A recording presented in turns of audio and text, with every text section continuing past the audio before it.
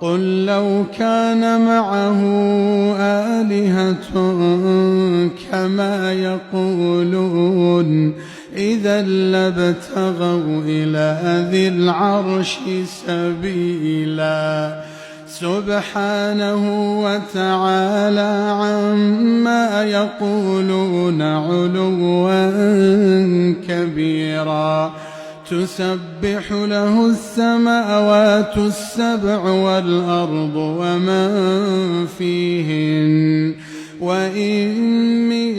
شيء إلا يسبح بحمده ولكن لا تفقهون تسبيحهم إنه كان حليما غفورا وإذا قرأت القرآن جعلنا بينك وبين الذين لا يؤمنون بالآخرة حجابا مستورا وجعلنا على قلوبهم أكنة أن يفقهوه وفي آذانهم وقرا وإذا ذكرت ربك في القرآن وحده ولوا على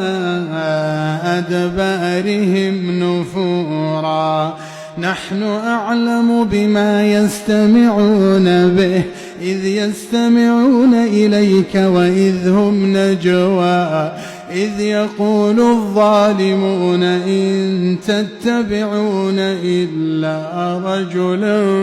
مسحورا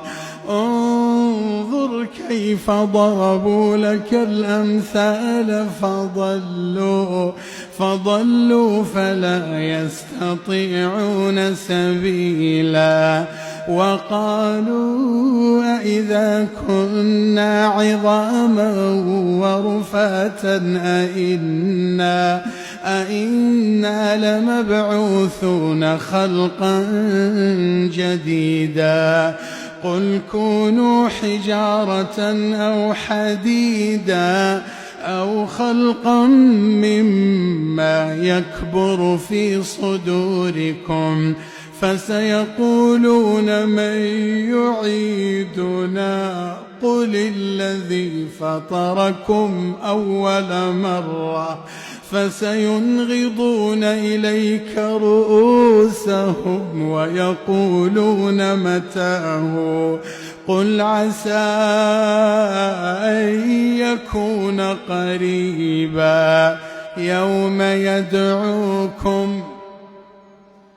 يوم يدعوكم فتستجيبون